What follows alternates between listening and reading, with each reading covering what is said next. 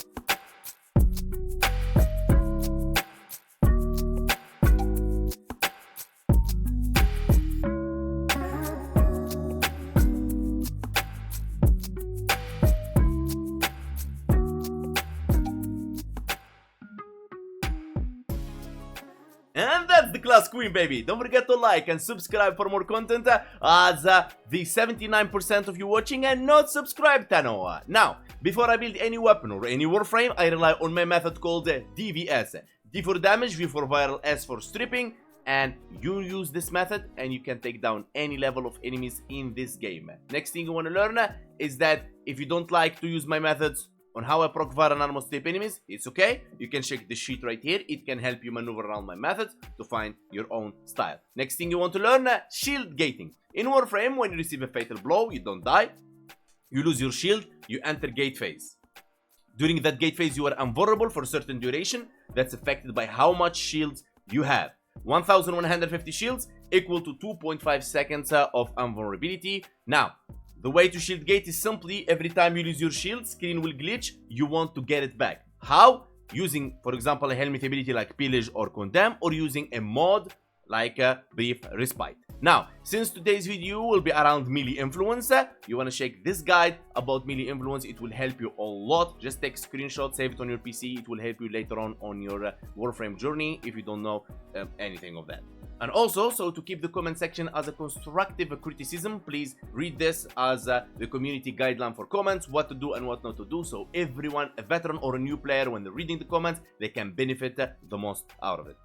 And now it's time to go check her kit. And starting with her passive, a chance to create a radial blind lasting 10 seconds when Gara casts abilities. That's all what the game tells you. But what the game doesn't tell you that when casting an ability, Gara Glass Body has a 15% chance to blind enemies within 12 meters for 10 seconds, exposing them to melee finishers attacks, and blind chance increased by 20% until the blind triggers. Also, it affects enemies with overguard, it affects enemies inside the Unifier bubble. Also, enemies must be within the line of sight, LOS, of Gara to be blinded, but do not have to face toward Gara. So they can give you their back, but they can just get glassed.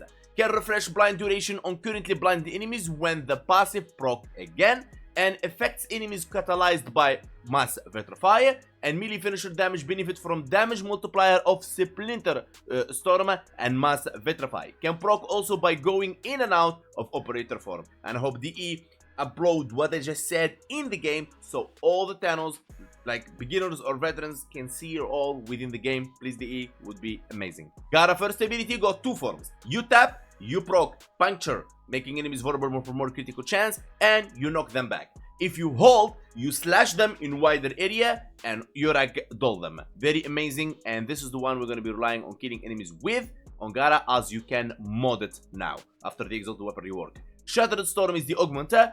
Mass Vitrify Ring with Shattered Lash. Enemies struck by the glass suffer Splinter Storm at 100% strength.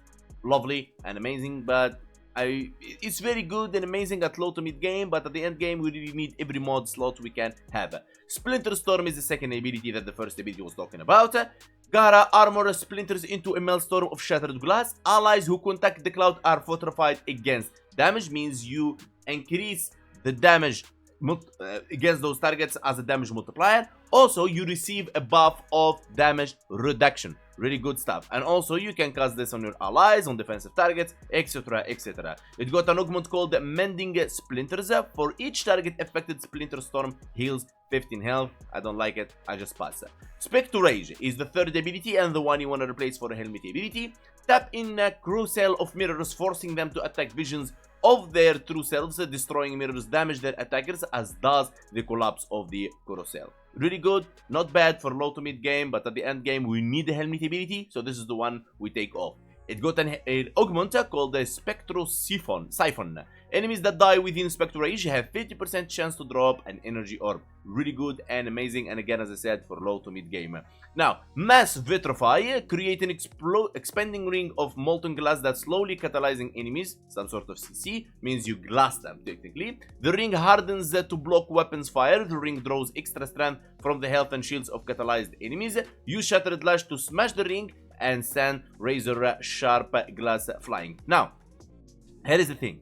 I really like the combo where we can crush the glass with Shattered Lash, but sometimes I don't want to crush the glass and I want to hold the Shattered Lash, but the glass end up crushing, and I don't want that because I want to keep it defensing, and technically most of the time it's gonna get hit. So I hope one day they rework how these two abilities synergize together in a way where we need to do something very specific. For example, like let's say with Vault, when you can pick up your shield. For example, you go to the glass and press X, and then you perform a special Shattered Lash that crushes the glass, because I want to keep the glass and keep lashing enemies inside without making a mistake of hitting the Mass Vitrify. Let me know in the comments below if you have a better idea. Now, the Mass Vitrify doesn't have any augment in game, and the way to play her is really simple. You cast the second ability for the damage reduction and make damage multiplier on enemies that's nearby. Also, the fourth ability, you're gonna be casting it to create that amazing ring, and Shatter Lash hold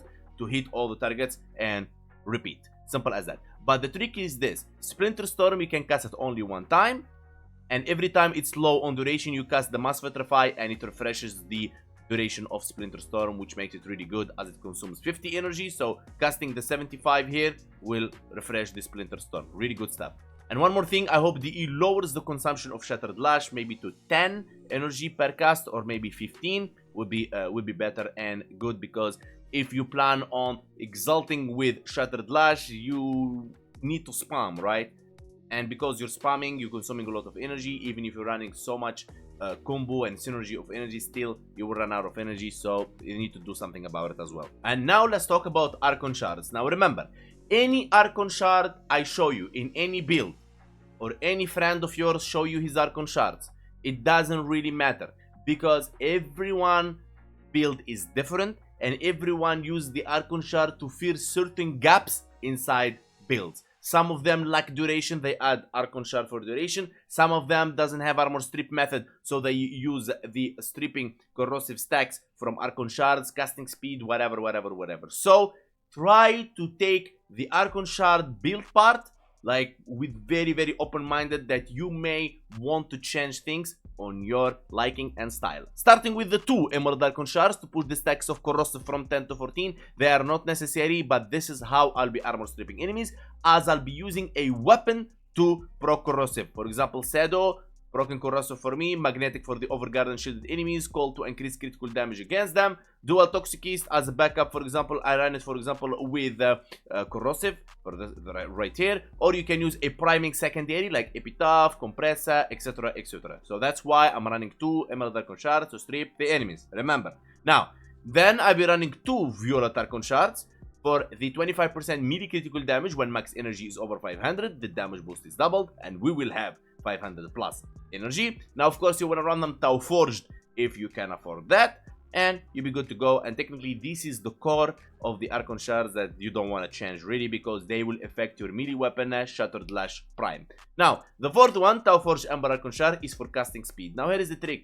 Now, the casting speed is critical when it comes to high-end game, But for low game, unless you just want low to mid game, you want just increase your KPM, kills per minute, kills per second, DPS, whatever you want to name it. Okay, simple as that. Now, when it comes to build, I will give you 3 type of builds. But first, let me go to Simulacrum. And here we are, and all the builds will use the same Shattered Prime. Same thing. Shattered Lash Prime is the same. So, Galvanized Elementalist for statue damage. And on melee kill, 30% statue chance for 20 seconds except to 4 times. The statue damage is multiplicative to slash heat, electricity, toxin, blast, and gas. Slash check, because we're going to be holding the ability. And heat, we don't have. Electricity will be coming in from our voltaic strike right here. And then we'll be running melee influence on melee electricity statue. 20% chance for elemental melee statue effect to apply to enemies within 20 meters for 18 seconds. Cannot refresh while active. Now, the stronger electricity hit will hit, the stronger the tick will be on all enemies that a lot of Thanos doesn't really get.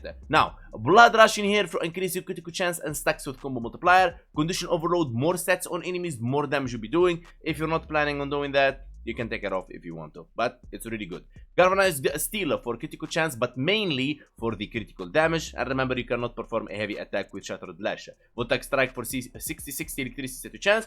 Primate Smite Grenadier is multiplicative damage against the faction you're fighting, so you want to replace this every time you're fighting a different faction. I know it's frustrating, and I don't like it too, but it's a multiplicative damage, my friend, and you want to do it.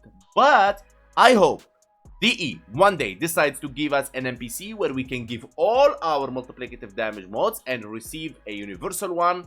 And that's gonna be amazing. Until then, if you don't like the Primate Smite or Kin, it's very simple. Just put Gladiator Might in there or any mod that you feel it will match your build style. Organ Shatter for critical damage, Primate Pressure Point for the damage, as that's how we're gonna increase the base damage of our baby Shattered Lash. And that's pretty much it. And this is, in my opinion, the best way to approach Shattered Lash Prime. Now, starting with the first build. The first build will go like so. Brief Respite. The energy you consume on abilities, and trust me, you'll be consuming a lot, it will be converted to shield. So technically, every time you lose your shield, you cast an ability, boom, you get shield gating, if you watch the earlier guide. Primate Sure-Footed to resist knockdown, but since a lot of Thanos doesn't have Primate Sure-Footed, and since a lot of Thanos, they don't like it because they can't have an access to it until 400 days login, and DE doesn't want to put it on Baruketeer. So the option here is if you're playing on the high game, I'm talking about enemies after level 500, okay? 500, 900, 1000 plus, you can get rid of it. You don't need it at all, okay? I mean the opposite. If you don't play, if you play on enemies above level 500, you need Primate Sure-Footed. If less, you don't need it, and you can use Handspring instead, and you'll be good to go. Or you can use anything to increase your range or increase your ability strength, like a Power Drift, and so on. Simple as that. Okay, now moving on. Primate Continuity for duration, fast deflection for shield recharge, and minus shield recharge delay. Now this one, during the gameplay of the level cap that I showed you earlier and my testing twice with Gara Prime to level cap, I felt it's very, very necessary. As at level cap, they have a high fire rate, I feel so. The enemy density is so high, and you can't keep up with shield recharging. And I promise you, you will not regret it. Of course, you can take Equilibrium and you add more shield recharge. Like, for example, the Vigilante Vigor in here instead of Equilibrium. And now you have a full shield recharging mechanic, as you can see right here. Shield recharge automatically after damage is taken, while delay of 0.2 seconds. You have 2.4 seconds and vulnerability. And then the shield recharge at a rate of 167 per second. Rate scales with max shields. Very good stuff, okay? But I keep Equilibrium. I find out that fast deflection and the redirection and the Aegis will be good. Speaking of Aegis, on shield damage, 3% chance for 30% shield recharge for 12 seconds. And think of it as the cherry on top of shield recharging mechanic. Well, technically, you don't die. Of course, you can die even if you have Arcane Aegis, but dying is really low percentage. So much enemies, you got magnetic, it's gonna be very, very crazy combo when Arcane Aegis triggered and you die. Now, Equilibrium to convert health to energy and energy to health. Primate redirection for shield capacity, rolling guard for bad situations and cleansing yourself. Stretch for ability range for our Shattered Lash. I mean, if I was going to low level the content, I would just go like this. Boom.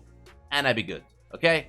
low to mid game, I will just put reach here. I want the 175, good to go. Now, transit fortitude for strength and minus ability duration. You don't really need much ability duration, as your nourish will have already like 31. It'll be good to go. Speaking of nourish, this is how you're going to be proccing viral, and how enemies, when they hit you, they will be viral as well, and gives you extra energy. Now, as you can see, this is crazy energy pool, right? Energize, equilibrium, nourish, 100% efficiency. You'd say, oh my god, Hank, you're crazy. Now, hear me out.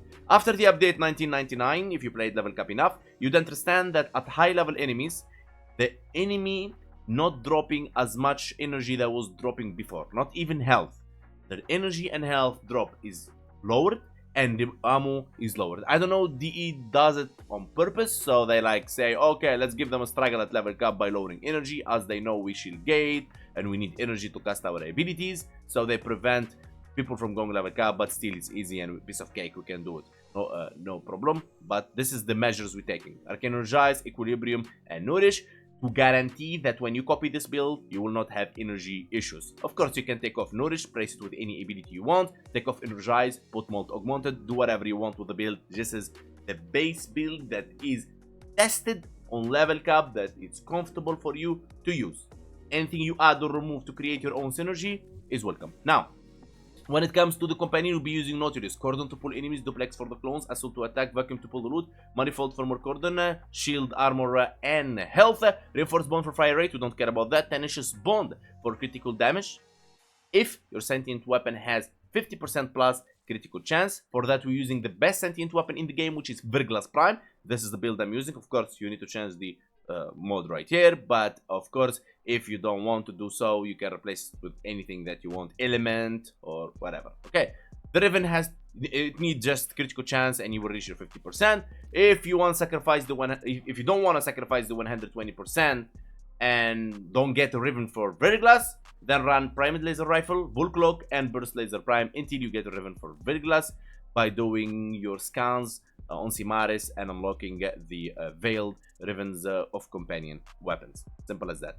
And now when it comes to the combo duration. Now, in normal mission, you'll be running Naramon. Naramon will keep your combo instead of depleting completely. But for Cascade, for example, I need Madurai. So for that, in my Sedo, I'm running Dexterity for extra combo duration. Simple as that. So how you play this? Simple as that. We're gonna impose those enemies and summon level 230 heavy corrupted gunners. Since you're asking why they are level 230, it's simple because I am legendary 5. Now, as you can see, we are running the shielded charge, and yet enemies manage to get in there. Now we have the 90% damage reduction from our second ability that affects the shield as well. And as you can see, even with the 90%, we're receiving some damage, guys. We cannot deny that. Now, why my shield is not down is because the Arcane Aegis is active, but if they proc Magnetic on me, that will give Arcane Aegis a bit of a hard time.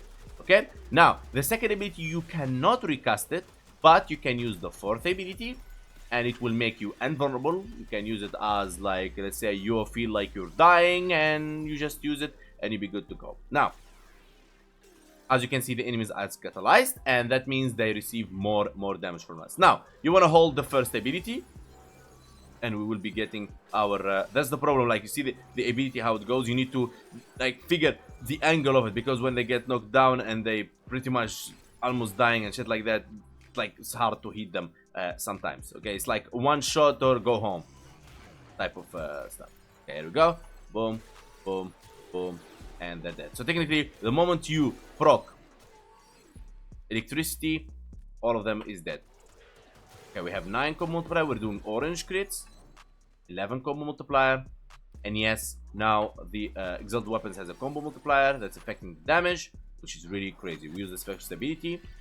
So technically, I use the fourth ability to sometimes catalyze enemies, but mainly I use it to refresh my second ability. That, if I'm honest with you guys, simple as that. Okay, now how to do the rest is simple. We're gonna be using Sedo to armor strip the enemies, and then look at that. 4 million. You saw the increase of damage right there, right? And they are not even fully armor stripped, or like we're running so much on the catalyzing, stuff like that. So let's get one of them armor stripped.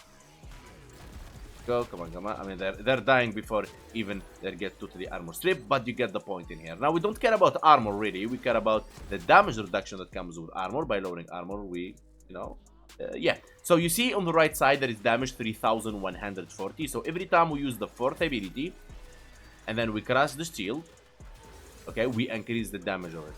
Simple as that. And now, when we run around, those glass shards will be hitting enemies nearby. But, this build keeps you exposed, like the next one I will show you, which is Wrath. Of course, a lot of Thanos likes Wrathful Advance because it makes you red crit all the time, as the critical chance of it is absolute, means 155% will be added directly without complicated calculation. So if you have 100, it will be 255%. Simple as that. Now, this build, the way it is perfect. But, and of course, level cap viable. Now, if you're going to low level to mid level, you don't need fast deflection. You want, for example, to go with blind rage instead. Okay? So we can just put this one, maybe there, and then remove prime sure-footed, and we put blind rage. Okay, so memorize now. Now we're running negative efficiency, but at low to mid game, you'll be good. You don't need that. And you can even take down Arcane Aegis, and you can run Molt Augmented. Okay, simple as that. So how does this work? Simple. All you do is Wrathful Advance, hold, second ability, okay, as you can see now the effect of how much damage we're taking, fourth ability, and now hold the first ability, and congratulations, you are on the red crit, tier 3, and you'll be good to go. But this build may seem cool if you take it for void mode, low to mid game, on daily basis, you'll be good, but at the end game, you'll be dying, I don't know, forever. You'll be really dying. Okay, so let's put it back so you remember also the build we used. So this is the way to go for level cap, and there is pretty much no way around it. Now, the third build, which is, as you can see, I write here easy, means you'll be doing this with ease. But the question is, why Quiver? Now, Quiver, a lot of Thanos underestimating it, but anyway, we're running this build the way it is, like so. More duration, Arcane Capsucular. Now, while invisible, that's Quiver. Gain 30% ability strength. Mamma mia, nice. And 3 times final critical multiplier. That's worth it 100%. But a lot of Thanos doesn't understand how actually Quiver works. They think they cast Quiver like this and they can stand still and they don't move. But no, you're wrong, my friend. What you can do actually, and you make Quiver way more fun, is just casting it on your sentient. I know it's so hard in controller, but trust me guys, I know a lot of people in controller, they also playing with Quiver and they're just like enjoying it and they can do it. If they can do it, you can do it as well. And as you can see, I'm refreshing my Quiver even when I am invisible. So let's check how this works. So my damage reduction, of course, will be always active from second ability. Fourth ability, I keep it active if I want to catalyzing enemies, or I want to, like, for example, crush it as well to increase the damage, and then I'll be like invisible and casting the first ability, and they don't even see me, baby. They will not see me, and I'll be taking them down. But of course, run a like let's say the silent hush or whatever what it's called. Let's say for you, not this one. You want to run the second, not this one, the silent battery right here. Reduce the chance of an enemy will hear a gunfire by 100%, and that's the key, guys, because enemies will hit the direction that they hear the gun shot from. Okay, go, boom, boom, and you'll be taking them down like slicing through butter. The more combo you have, and it will be more comfortable for you, you know, you don't need to worry so much. As you can see right there, 5 million, easy breezy. Okay, so whatever build you choose, it's up to you. Whatever helmet you choose is up to you. Remember, at low level to mid game, you can take anything. You can take it even and mod it, and you'll be good to go. But when enemies scale, they scale in EHP, they scale on density, they scale on damage. And that is something you need to keep in mind. Always balance between survivability and damage. It's not about throwing as much strength in there and as much range. Is about balancing between the two. In the end, I would give Gara 8 out of 10. She's a very tanky, amazing Warframe, and even you can go for full damage reduction and you can reach crazy amount. I think 99% damage reduction, and with some shield, you'll be thriving, baby. You'll be like unkillable God mode. But that's not the case in here because we want to increase our strength as well for the first ability and for the damage multiplier. You know what I'm saying? We need to keep things sharp and awesome. Now, low to mid game, of course, I could have shown you crazy numbers and stuff like that, but the build will not work for you at the end game because I deliver builds that only scale and worth investment of your platinum and your forma, of course, because I don't want you to waste forma and platinum and effort and time and oxygen on builds that is just a show but no go, and then you will fail with your friends to go to level cap. I don't want to do that. I want to say thank you so much for everyone supporting me in any way, liking, subbing, commenting. Follow me on Twitch, follow me on TikTok, or joining my Discord in the description. Special thanks to Hall of Members, Special VIPs, and Disputed Donator and Hall of Donation. Thank you guys so much for all your amazing support, and big love to all my community, and I will see you guys next time.